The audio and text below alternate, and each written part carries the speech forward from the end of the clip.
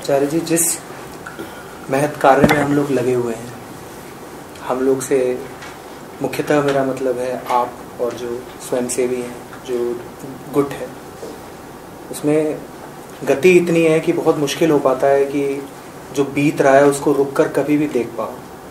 तो अभी जब आपने कहा कि बहुत समय बाद मुलाकात हुई है आपसे, तो अभी कुछ सेकंड रुक कर देखा कि जो आखिरी श्रृंखला थी जब आपके साथ बैठने का और प्रश्न पूछने का अवसर मिला था, तब हमने किन किन विषयों पर बात करी थी और उनके वीडियोस जो यूट्यूब पर हैं वो क्या गुल खिला रहे हैं। तो बीते वर्ष जो हमारी बात हुई उसमें बहुत मुद्दों पर हमने चर्चा करी और बहुत सुंदर वीडियोस वहाँ से निकल कर आए। उनमें से एक वीडियो जो बहुत सुप्रचलित हुआ है यूट्यूब पर, वो ओशो और कृष्णमूर्ति के बीच में जो ऑस्टेंसिबल डिफरेंस है उसको कैसे आपने एक साथ बताया है, उस विषय पर है। अभी जब पीछे देखता हूँ तो ये पाता हूँ कि वो वीडियो कहीं ना कहीं अधूरा रह गया।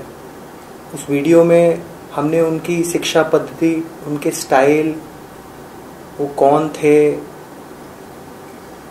उनके रहस्यवाद के प्रकट होने के भेदों और छुपी हुई समानताओं पे तो बात कर ली, पर ओशो होने से पहले क्या थे, वो रजनीश थे, उससे पहले वो जैन थे, कृष्णमूर्ति, जिद्दू कृष्णमूर्ति होने से पहले क्या थे, वो एक ऐसे बालक थे जिसको किसी ने उठाया था किसी महत् कार्य में शामिल करने के लिए। यहाँ पर आने के लिए कुछ तैयारी करनी थी तो मैं गुरु गीता को ऊपर से देख रहा था। उसमें कहा है कि गुरु ही शिव है, शिव ही गुरु। तो ये बात समझ में आती है, ये बात आपसे सीखी हुई है। आज सभी श्रोतागणों की तरफ से और अपनी जिज्ञासा को भी सामने रखते हुए चाहूंगा कि गुरु का वो पहलू जो कभी सामने नहीं आता, हमेशा छुपा रह जाता है, उस पे आज बात हो। गुरु को हमेशा मंच पर हजारों लाखों को संबोधित करते हुए ब्रह्म ज्ञान बांटते हुए तो सुना है। गुरु के उस पक्ष पर आज प्रकाश डालें जो वो तब होता है जब वो बेडरूम में होता है, वो तब होता है जब वो किताबें पढ़ रहा होता है, वो तब होता है जब वो सब्जी तरकारी खरीदने जाता है, वो तब होता है जब वो मोल तोल कर रहा होता है, या फिर वो तब होता है जब वह भी क्रोध से आक्रांत होता है। गुरु द पर्सन, गुरु का जो व्यक्तित्व है, जिसको बहुत कोशिश करी गई है शास्त्रों द्वारा छुपा और मिटा देने की। क्या गुरु भी कामोत्तेजित होता है? क्या गुरु को भी क्रोध आता है? क्या गुरु के लिए भी पैसा उतना ही महत्वपूर्ण है जितना किसी भी व्यापारी के लिए है? क्या गुरु को भी दुख होता है? क्या उसे भी चोट लगती है? तो गुरु ही शिव है, शिव ही गुरु है। अगर उसको आपकी अनुमति से आने वाले 1 घंटे के लिए किनारे कर दें और इस विषय पर बात करें कि गुरु शरीर रूप में मौजूद है, तो क्या वो भी वो सब कुछ फेस कर रहा है जो हम फेस कर रहे हैं? और अगर उसे भी गुस्सा आ रहा है, वह भी पैसे के लिए हाय हाय कर रहा है। राम भी अगर सीते सीते चिल्ला रहे थे तो फिर वो राम कैसे? और मैं चाहूंगा कि आप अपने जीवन में देखकर अगर हम सबको कुछ बता पाए तो चांदी। आपकी दिनचर्या कैसी है? आप यहाँ आने से पहले कैसे हैं? क्या आपके लिए भी पैसा महत्वपूर्ण है? क्या आपको भी गुस्सा आता है? क्या आपको भी बुखार होता है? क्या क्या सताता है आपको?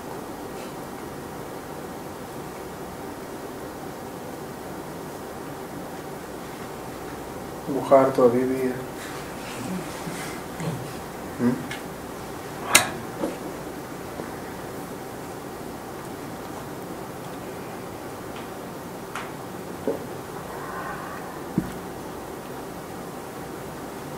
क्रोध, गुस्सा, पैसा, ये सब पूछा।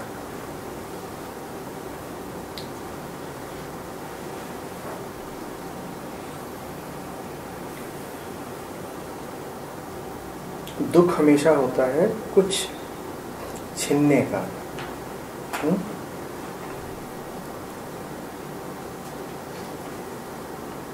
क्रोध आता है कि कोई इच्छा पूरी नहीं हुई।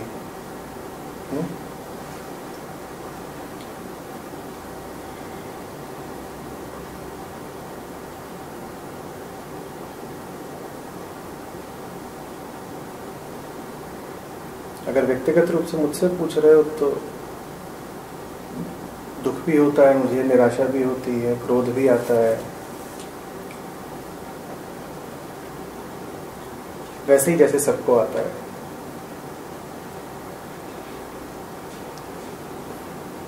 मन के जितने रंग हैं, मन के जितने भाव हैं,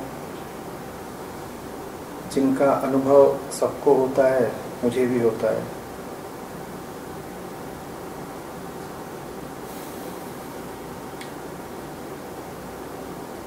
सबको कुछ ना कुछ चाहिए, मुझे भी कुछ चाहिए, वो नहीं मिलता तो क्षोभ है।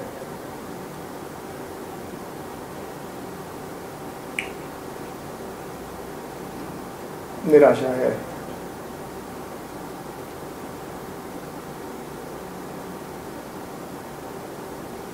जिसको लक्ष्य किया था वो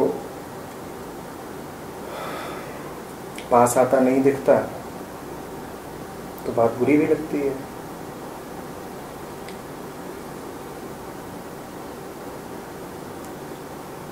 तो ये बात तो बिल्कुल मन से निकाल ही दो कि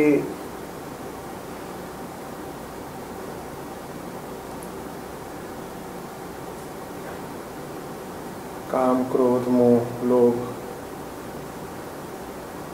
मद, मात्सर्य, जिन दोषों की, जिन रिपुओं की तुमने बात सुनी है, वो गुरुजनों को प्रभावित नहीं करते।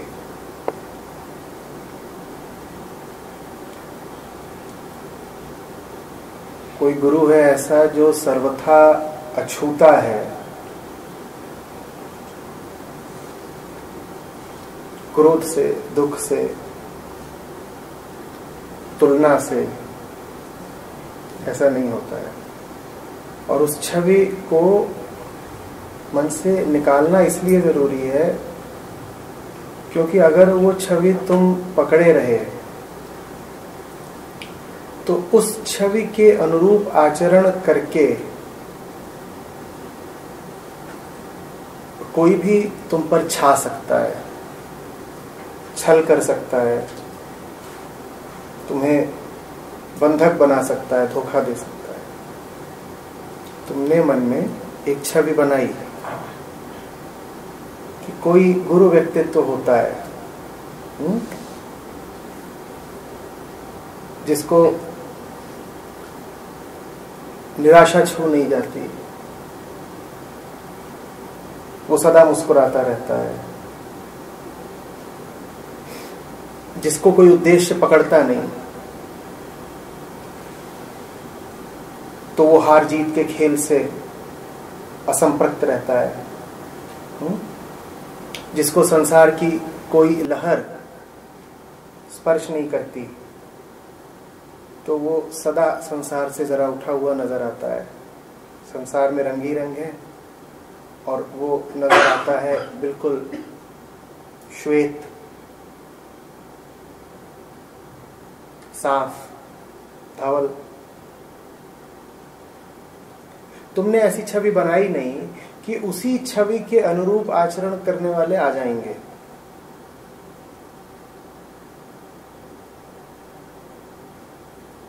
आचरणबद्ध ही तो छवि बनाई है ना तुमने, वैसा आचरण करने वाले मिल जाएंगे। वैसा आचरण करने वाले मिले कि 2-3 तरह के नुकसान हो जाने हैं।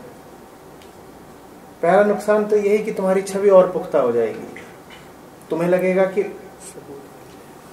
मेरी जो कल्पना थी वो सामने प्रमाणित होकर खड़ी हो गई।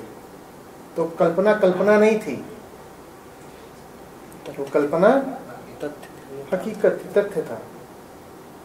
तो अब छवि के टूटने की संभावना कम हुई।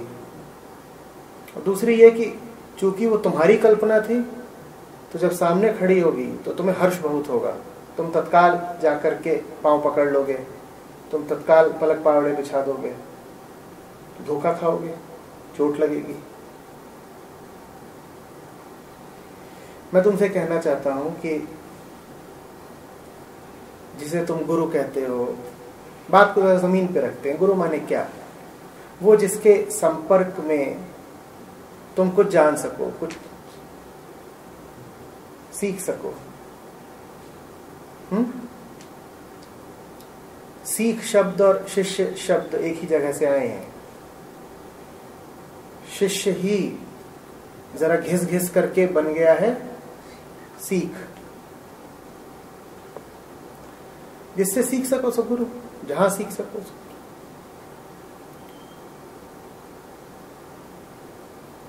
जिससे सीख रहे हो वो भी तुम्हारी तरह हाड़ मांस का इंसान है।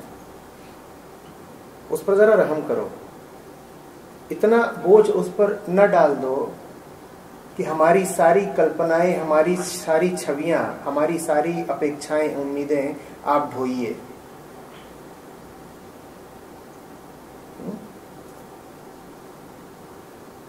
वो फिर या तो इनकार कर देगा या पाखंडी हो जाएगा। इनकार कर दे तो तुम कहोगे वो गुरु ही नहीं, और पाखंडी हो जाए तो तुम अपना नुकसान करा रहे हो।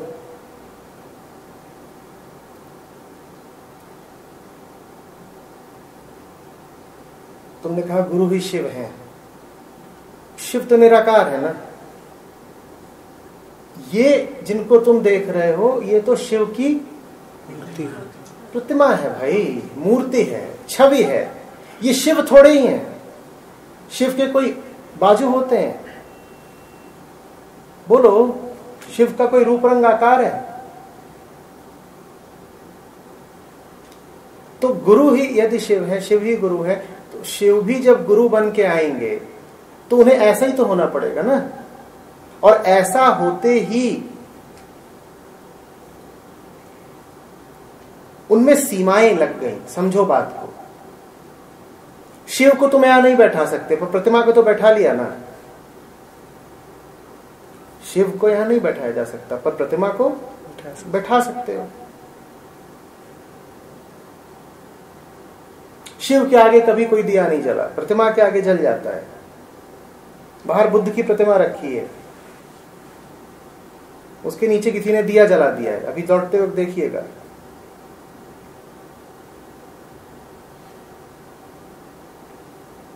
और दिए की काले उठ करके बुद्ध के मुंह पे। बुद्धत्व के मुख पर तो कभी कालिख नहीं मली जा सकती, पर बुद्ध की प्रतिमा पर तो मली जा सकती है। शाक्यमुनि बुद्ध के मुंह पर भी तुम कालिख मल सकते हो। वो घूमते हो जंगल में, तुम उन्हें पकड़ करके उनके मुंह पे कालिख मल दो, ऐसा संभव है। तो जैसे ही निराकार साकार रूप लेता है, दो चीजें घटती हैं, दोनों पर गौर करना। पहला, वो अशक्त हो जाता है, दूसरा वो उपयोगी हो जाता है। इसी को करुणा कहते हैं। तुम्हारे प्रति उपयोगी होने के लिए वो तय करता है कि वो अशक्त हो जाएगा। शिव शक्ति जिनके पांव में रहती हैं, शक्ति जिनके चारों ओर नाचती हैं, वो भी जब गुरु बन के आते हैं तो अशक्त हो जाते हैं। समझना बात, मैं इस बात पर बहुत जोर दे रहा हूं। और यही करुणा है परमात्मा की, कि वो अवतरित होता है। तुमने कहा राम जंगल जंगल घूम रहे हैं, सीते सीते करते करते, बात तो ठीक है। अगर तर्क करो तुम और कहो कि परमात्मा स्वयं धरती पर उतरा था, उसे इतना नहीं पता कि सीता कहां गई, और उसे इतना नहीं पता कि स्वर्ण मृग नहीं होते, तुम्हारे काम आ सके, इसलिए परमात्मा भी अशक्त होना मंजूर करता है, ताकि वो उपयोगी हो सके। जो अशक्त नहीं हुआ वो तुम्हारे किसी उपयोग का नहीं। परमात्मा सर्वशक्तिमान है, पर तुम्हारे काम नहीं आता जब तक तुम्हारे सामने न खड़ा हो जाए। तुम्हारे सामने जो ही खड़ा हुआ वो तुम्हारे जैसा हो गया, क्योंकि अब वो तुम्हारे तल, तुम्हारे आयाम पे आ गया, तो उसकी शक्ति क्षीण हो गई। अभी देने वाले को तय करना है कि वो अपनी शक्ति बचा के रखे या तुम्हारा भला करे, तुम्हारे काम आए। और तुम्हारे काम आने के लिए मैं फिर कह रहा हूं, वो जब भी तुम्हारे पास आएगा उसे तुम्हारी बोली में बोलना पड़ेगा ना। बोलो तुम्हें वो कैसे समझाए? निर्गुण निराकार तुम्हें समझाना चाहे तो कैसे समझाए? बताओ, बोलो कैसे समझाए? नहीं समझा सकता ना। तुम्हें यदि वो समझाना चाहता है, तुम भ्रमित हो, तुम भूले बिसरे बैठे हो, तुम दुखी हो, तो उसे तुम्हारे सामने आकर के तुम्हारी ही भाषा में बात करनी पड़ेगी।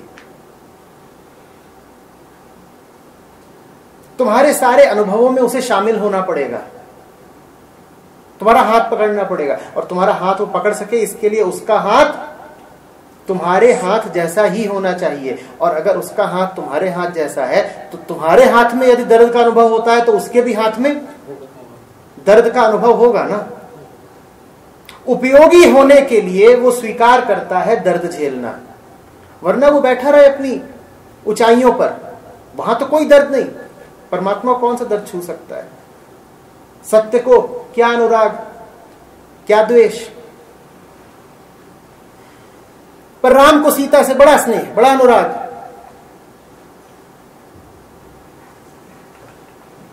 सत्य को तो किसी से अनुराग नहीं होता, न सत्य की कोई पत्नी होती है कि होती है। मिसेस सत्य किसने देखी? पर यहां तो राम सीता को लिए 14 साल चल रहे तू भी,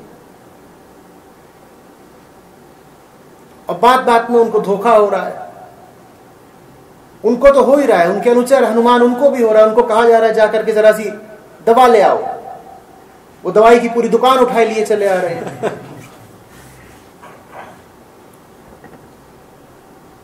ये उनके जाहिल होने का सबूत नहीं है, ये उनकी करुणा का सबूत है। इससे उनका अज्ञान नहीं पता चलता। इससे इतना ही पता चलता है कि जमीन पर रावण है, जमीन पर अधर्म फैला हुआ है, तो अधर्म को मिटाने के लिए वो स्वयं भी देह धारण करके दुख झेलने को तैयार हो गए। और जो देह धारण करेगा उसे देह की प्रकृति से संबंधित सभी दोषों को भी धारण करना पड़ेगा। लक्ष्मण को तीर लगता है तो क्या हुआ? क्या हुआ था? मूर्छित हो गए थे ना। और अवतार तो लक्ष्मण भी थे। चलो वो दूर हुई, किससे कहानी की बात है, मिथ है। और करीब आ जाओ, विवेकानंद मालूम नहीं अवतार थे कि नहीं, पर ज्ञानी आदमी तो थे ही, सत्पुरुष तो थे ही, इतना तो मानोगे। भला इंसान था, इतना तो बोलोगे ना। भले ही तुम कितने भी असम्मान से भरे हो उनके प्रति, पर इतना तो कहोगे कि आदमी अच्छा था। और वो अच्छा आदमी 40 वर्ष नहीं जी पाया।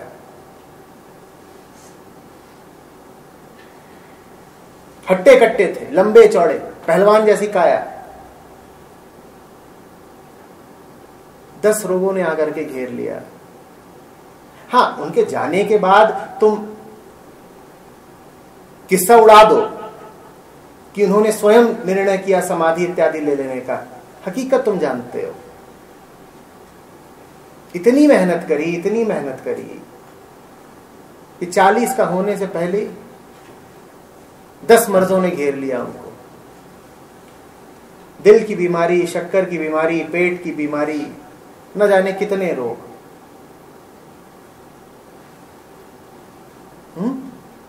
यह ऐसा हुआ था कि परमात्मा ने कहा था कि ये आदमी मेरा काम कर रहा है, धर्म का प्रसार प्रचार कर रहा है, तो प्रकृति इसके ऊपर कोई आंच, कोई दोष, कोई रोग ना आने देना। ऐसा हुआ क्या? देह जिसने धारण करी है उसे देह से संबंधित सारे रोगों, सारे दोषों को भी धारण करना होगा। गीता ज्ञान दे चुके हैं कृष्ण, और उसके बाद पूरे यदुवंश का नाश देख रहे हैं अपने सामने। एक दिन यूं ही मैं समझता हूं निराश होकर के एक वृक्ष के नीचे पड़े हुए हैं, और एक बहुत साधारण सा शिकारी, कोई बड़ा धनुर्धर भी नहीं, कोई पारंगत योद्धा भी नहीं, एक बड़ा साधारण सा आखेटक क्या करता है, और तीर मार देता है। वो भी तुक्कर नहीं, वो कुछ और ही समझता है, सोचता है किसी पशु का पांव है, जाने क्या है। और हमारे मधुसूदन महिमामयी कृष्ण को देह त्याग करना पड़ता है, क्योंकि तीर नहीं देख रहा कि पांव किसका है। मांस मांस होती है, प्रकृति प्रकृति होती है। जैसे तुम वहां बैठे हो, ऐसे ही मैं यहां बैठा हूं। सुकरात को जहर पिलाया, सुकरात की मृत्यु हुई कि नहीं हुई? या जहर ने यह कहा कि सुकरात का गला है, मैं नहीं लगूंगा? बोलो।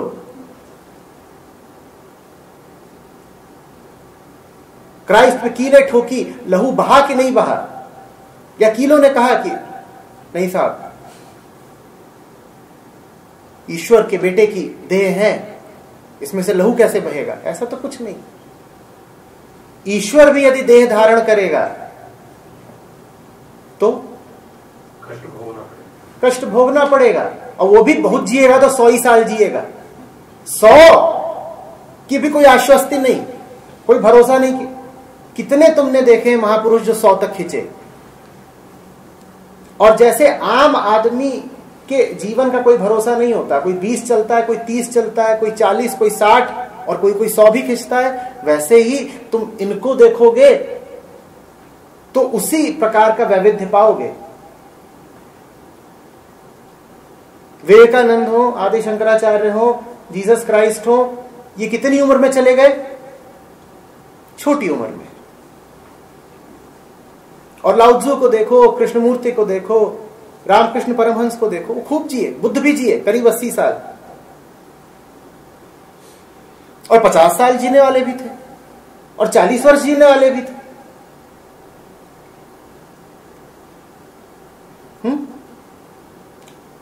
इसमें कोई दैवीयता नहीं चलती, परमात्मा आके दखल नहीं देता। ना वो ये कहता है कि मेरा प्यारा 30 साल जिए, ना वो ये कहता है कि मेरा अवतार, कि मेरा भक्त, कि मेरा पैगंबर 100 साल जिए।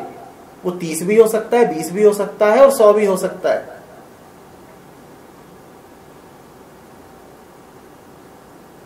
तो जो कुछ तुम्हें प्रभावित करता है वो उसे भी करता है जिसे तुम ज्ञानी बोलते हो, कि गुरु बोलते हो, जो भी नाम देते हो।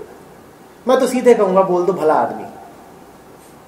पर तुम्हारी बड़ी इच्छा होती है महिमा मंडित करने की, तो तुम बोल देते हो जो भी बोलते हो। भाषा का क्या है? लच्छेदार नाम है, बोल दो, ऐसे हैं वैसे हैं, हृदय सम्राट।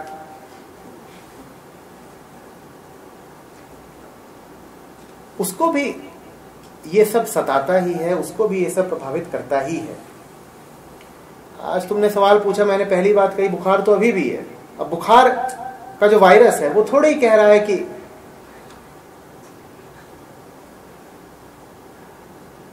इनको तो अभी रिकॉर्डिंग करानी है, इनको जरा और जीने दो। उसका तो बस चले तो मुझे 2-4 दिन के अंदर ही लेटा दे, चलो तुम। उसके लिए तो ये देह बसेरा भर है, और बसेरे से आगे भोजन है। उसको यहां आगे रुकना है, इसी को खाना है, बस खत्म कर देना है। समझ में आ रही है बात? तो ये हुआ उत्तर का पहला हिस्सा, कि ये बिल्कुल भी मत सोच लेना कि गुरु हो, ज्ञानी हो, भक्त हो, पैगंबर हो, वो दुनिया से ऊपर होता है। नहीं, दुनिया से ऊपर कोई नहीं होता। और अगर कोई दावा कर रहा है कि वो दुनिया से ऊपर है, तो या तो उसको पता ही नहीं है कि वो ऊपर है या नीचे है, या फिर तुम्हें बुद्धू बना रहा है। अब उत्तर के दूसरे पक्ष पर आता हूं। मैंने कहा दुख होता है, मैंने कहा क्षोभ होता है, मैंने कहा क्रोध आता है। मैंने कहा मात्सर्य भी है, जिसके केंद्र में तुलना होती है। पर दुख किस बात पर होता है? मैंने कहा परमात्मा भी यदि देह धारण करता है तो प्रकृति के नियमों के वशीभूत हो जाता है। जहां तुमने कहा प्रकृति, वहां पर 3 गुण आ गए। तामसिक है मामला कि राजसिक है कि सात्विक? प्रकृति से संबंधित जो कुछ है वो इन्हीं तीनों श्रेणियों में होता है। तो दुख भी 3 तरह का होता है। गुरु को भी दुख होता है, खूब दुख होता है, पर 3 तरह के दुख होते हैं। कौन से 3 तरह के? तामसिक दुख क्या है?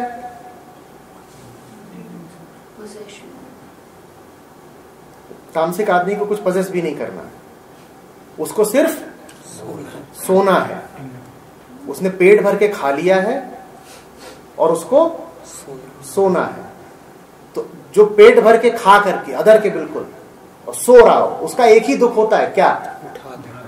मेरी नींद, मेरी मूर्छा काहे को तोड़ी। ये तामसिक दुख है। राजसिक दुख क्या हुआ?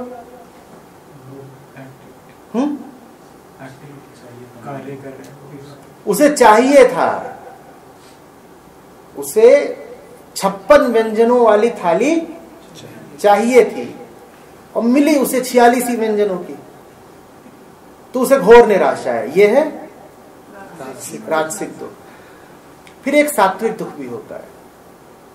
सात्विक दुख यह होता है कि मुझसे वो क्यों छूट गया जो सर्वाधिक मूल्यवान है, मैं वो क्यों नहीं ला पाया, मैं वो क्यों नहीं दे पाया जो वास्तव में कीमती है। गौर करना कि किसी चीज को मूल्यवान तामसिक मन भी समझ रहा है। वो किस चीज को कीमती समझ रहा है? मूर्छा, चेतना की सबसे गिरी हुई अवस्था को, उसको वो कीमत दे रहा है। हम सब जानते हैं उसको कीमत देना, देते हैं ना, पड़े रहने दो भाई। ऐसे दुनिया में आग लगती हो, नहाया ना हो, मुंह ना धोया हो, पर अभी बेहोश पड़े रहने दो, देखा जाएगा, बाद में देखा जाएगा। ये तामसिक आदमी का दुख है, मेरी मूर्छा न छिने। राजसिक आदमी का दुख है कि मेरे लक्ष्य मुझसे न छिने, मुझसे संसार न छिने। उसका एक ही लक्ष्य होता है, संसार। दुनिया से ये हासिल कर लूं, दुनिया से वो हासिल कर लूं, फलानी उपलब्धि, फलानी कीर्ति। राजसिक आदमी बोलता है मुझसे संसार न छिने, मुझसे ये दृश्य न छिने, मुझसे ये सारे पदार्थ न छिने। और सात्विक दुख होता है कि मुझसे सच्चाई न छिने, मुझसे शांति न छिने। तो दुख वहां भी है, पर वो दुख जरा अलग है। ठीक इसी तरीके से क्रोध है। मत कह देना कि भले आदमी को कभी क्रोध आता नहीं। एक क्रोध होता है कि मुझसे मेरी झूठी आश्वस्तियां क्यों छीन ली।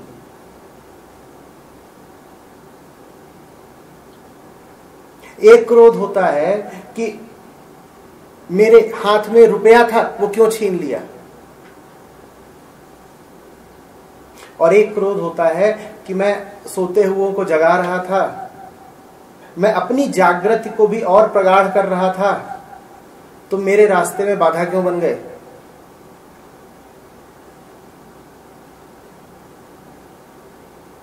गुरु को भी क्रोध आता है, वो जा रहा है जान बचाने, और ऐसा नहीं किसी पे एहसान कर रहा है जान बचा के। गुरु वो है ही इसीलिए क्योंकि जान गया है कि जान और जान अलग नहीं होते। जान और जान अलग नहीं होते, ये जानना ही ज्ञान है। तो दूसरे की जान क्या बचा रहा है? वो अपनी बचा रहा है। उसके स्वार्थ में परमार्थ है, तो उसको तुम स्वार्थी भी बोलो तो ठीक बोल रहे हो, पर उसका स्वार्थ अब दुनिया के बड़े काम का है। तो वो जा रहा है कुछ ऐसा करने जिससे न जाने कितनों को लाभ होना है, और तुम उसके रास्ते में खड़े हो जाओ, तुम उसे कपाओ, डिगाओ, उसका समय व्यर्थ करो, उसे लालच दो, तो उसके क्रोध से फिर बचना।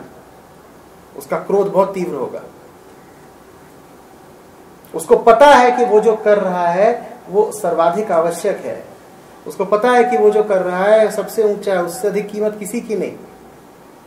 और तुम उसे उसके रास्ते से डिगा रहे हो, तुम उसके रास्ते में बाधा बन रहे हो।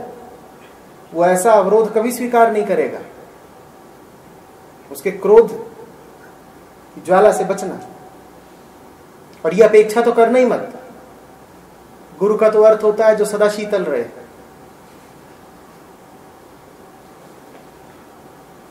वो शीतलता का मूल्य जानता है, इसीलिए शीतलता को सब तक लाना चाहता है।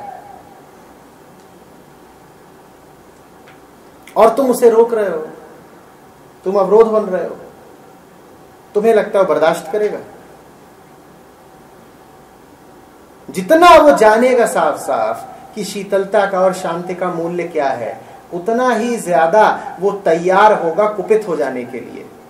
ये बात सुनने में अजीब लगेगी कि चूंकि वो शीतलता का मूल्य जानता है इसलिए कुपित हो रहा है। हाँ बिल्कुल।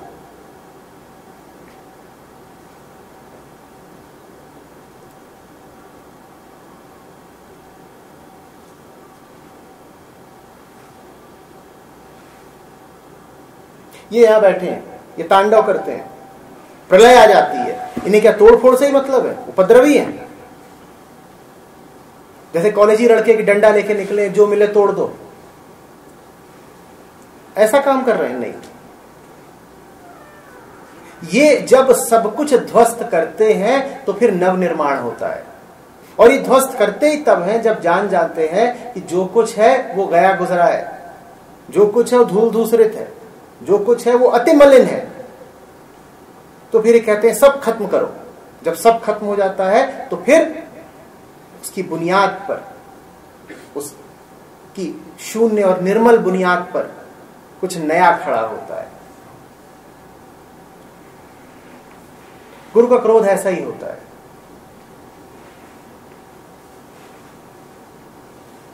वो तोड़ता है निश्चित रूप से, वो किसी चीज के खिलाफ है निश्चित रूप से, पर वो किसके खिलाफ है?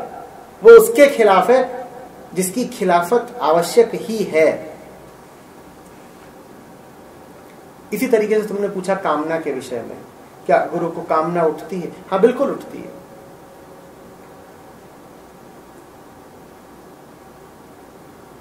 पर उसकी कामना की दिशा वो नहीं होती जो साधारणतया तुम देखते हो।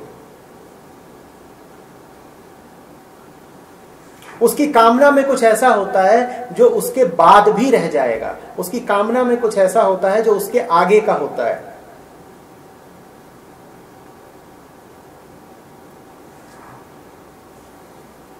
मैं एक उदाहरण देता हूं।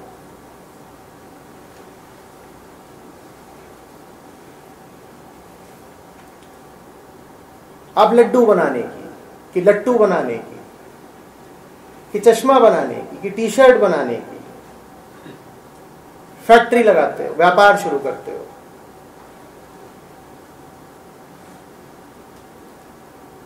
आप ई कॉमर्स से कोई धंधा शुरू कर देते हो, आप फ्लिपकार्ट हो।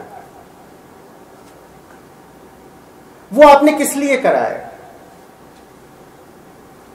क्या आपने इसलिए करा है ताकि आपकी कृति आपसे बड़ी हो जाए और आपके बाद भी जिए कालजयी हो जाए? फ्लिपकार्ट का क्या हुआ? हाँ, और बात खत्म।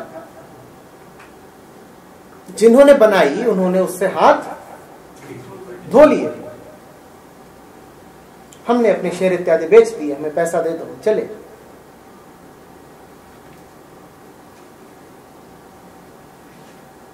आप फैक्ट्रियां लगाते हो, आपका उद्देश्य ये तो नहीं होता ना कि आज से 1000 साल भी ये फैक्ट्री मानवता के काम आती रहे, या ऐसा होता है कुछ? बोलो। आप तो चाहते हो कि आपके जीवन काल में ही आपको उससे जितना मिल जाए बहुत है। और अगर आप उसकी आयु बढ़ाना भी चाहते हो तो आप यही कहते हो कि मेरे लड़के बच्चों के काम आएगी, और कोई ना हो यदि आपका, तो आप कहोगे कि जिस दिन मैं मरूं उस दिन तक इससे जितना कुछ भी ले सकता हूं ले लूं, अन्यथा मेरे मरने के बाद ये शेष भी है तो मेरा क्या। तो अभी कह रहे थे कि अभी आने से पहले गुरु गीता पढ़ रहे थे। अब भाषा में लिखी हुई, संस्कृत में लिखी हुई, तो किसी तो आदमी के ही मुंह से ही निकली होगी। जिसने कही उसने क्यों कही? उसने इसलिए कही कि उसके काम आए, और न जाने कब कही। एक ये भी निर्माण है, एक ये भी श्रम है, एक ये भी कृत्य है, एक ये भी कामना है। मैं कुछ ऐसा कर रहा हूं जो समयातीत होगा, मैं कुछ ऐसा कर रहा हूं जिससे मुझे तो पता नहीं क्या मिलेगा, पर मेरे बाद भी बहुतों को बहुत कुछ मिलता रहेगा। किसको पता है उपनिषद के ऋषियों का नाम? बताओ, 2-4 के नाम बता पाओगे बस। और उपनिषद सैकड़ों में है, कोई नहीं जानता किसने लिखे। क्यों लिखे भाई? उन्हें और कोई काम धंधा नहीं था। लिख के ना कॉपीराइट कराए, ना अपना नाम बताया। क्यों? तो एक कामना ये भी है। मैं जिस बात पर जोर दे रहा हूं वो ये है कि ये कामना व्यक्तिगत पूर्ति के लिए नहीं है, ये कामना निर्वैयक्तिक है। तुम चाह तो रहे हो पर अपने लिए नहीं। या तुम ये कह लो कि अब तुम जो कुछ अपने लिए चाहते हो वो समष्टि के लिए भी चाहते हो। तुम्हारी चाहत अब ब्रह्मांड के साथ एक हो गई है। ब्रह्मांड बहुत बड़ा शब्द हो गया, 50 लोगों के साथ एक हो गई है। तुम अब कुछ ऐसा चाहते हो जो सबके लिए फलदायी होगा। तुम अब ऐसा नहीं चाह रहे कि मुझे मिल जाए ताकि मैं भोग लूं। अब ये तुम तय करो कि इसको कामना कहें भी कि ना कहें। कह भी सकते हो, कामना तो है ही, कामना तो है ही ना।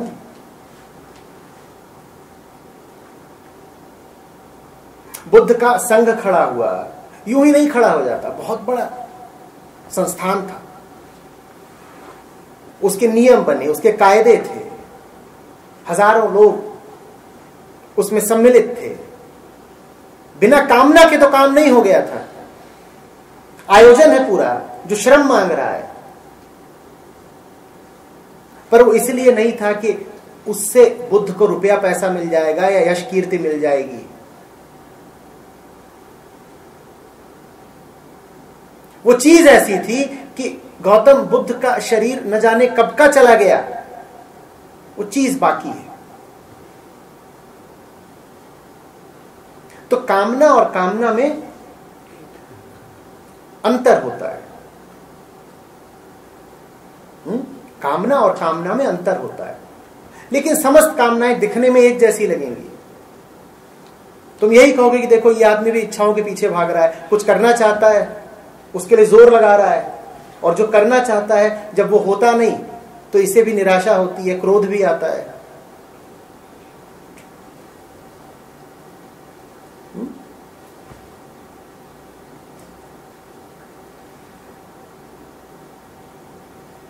हमेशा तो तुम ये समझ भी नहीं पाओगे कि जिन छोटी छोटी बातों पर गुरु को क्रोध आ रहा है, या जिन छोटी बातों की गुरु इच्छा व्यक्त कर रहा है, उनका दूरगामी निशाना क्या है। तुमको लगेगा छोटी सी तो बात है, इस बात पे क्यों नाराज हो रहा है। अब यहां दीवार है, इस पर से ये रंग पेंट झड़ रहा है, मैं कहूंगी क्यों झड़ रहा है, नहीं झड़ना चाहिए। तो सुनने में ये बात बिल्कुल वैसी ही लगेगी जैसे किसी आम गृहस्थ की।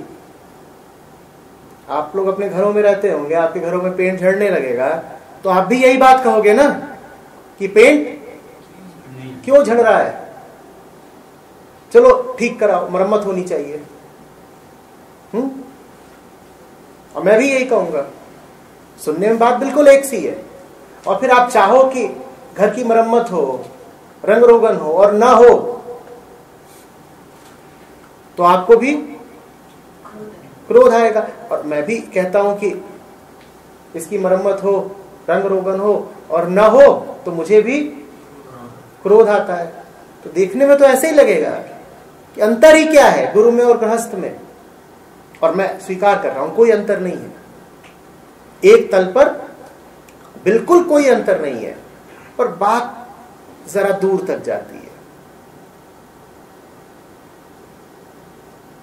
बात जरा दूर तक जाती है। और जो गौर से देखेंगे उन्हें पता चल जाएगा।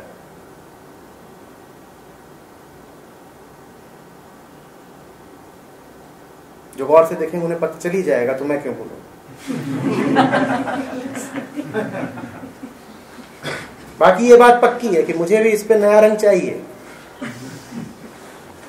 और पसंद मुझे बिल्कुल नहीं आता है कि यहां पर सीमेंट उखड़ा हुआ है और 50 चीजें हैं। अभी 2-4 दिन पहले आंधी बारिश आई, हमारा आश्रम ही ढह गया। ऊपर छत पर दीवारें खड़ी करी थी, सब गिर गया। आप भी घर बनवा रहे हो, वो गिर जाए तो आपको दुख होगा ना। समझिए जितना दुख आपको हुआ होगा उससे ज्यादा मुझे हुआ जब यहाँ की 4 दीवारें ऊपर छत की गिर गई। और गिरना था ही, सस्ता काम था, गिरेगा।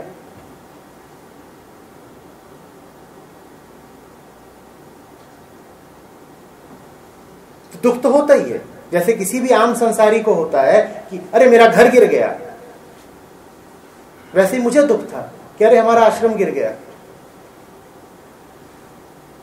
पर दुख दुख में फर्क है या नहीं है आप जानिए। हो सकता है ना हो सकता है हो, पता कर लीजिएगा।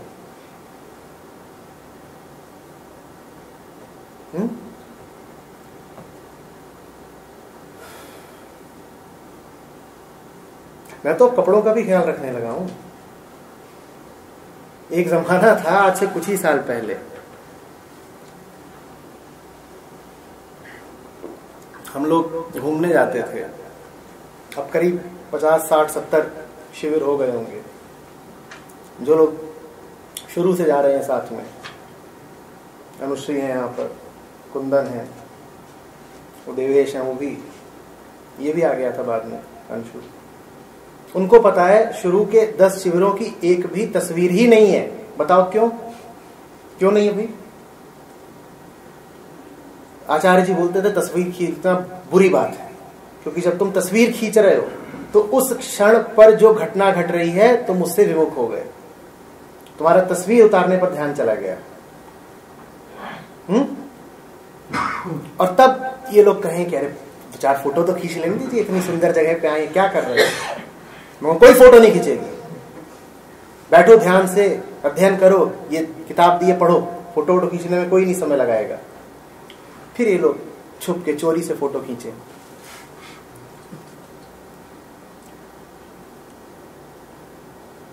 अब उसके बाद से ये है कि गिना जाता है कि बेटा 200 फोटो खींची कि नहीं खींची।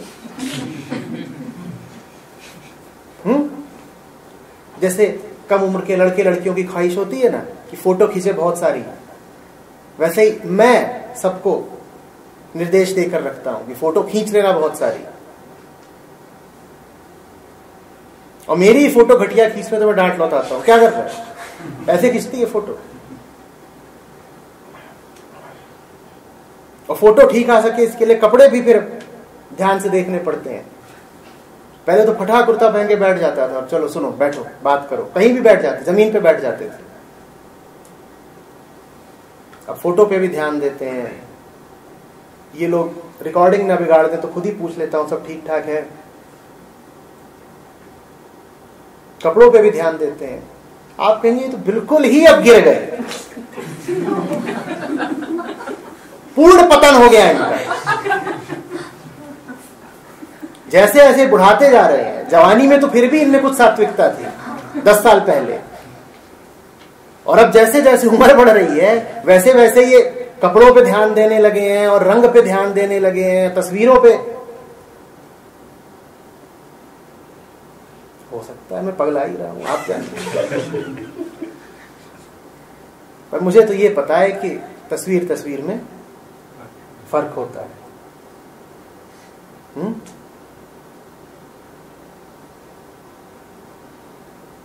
तस्वीरें तुम भी खिंचाते हो, हम भी खिंचाते हैं, और हमें तो यही लगता है कि फर्क है। और जिस दिन दिखाई देगा कि बिल्कुल कोई फर्क नहीं है, उस दिन फिर वैसे ही हो जाएंगे जो कहता था कि कोई फोटो नहीं खींचेगी।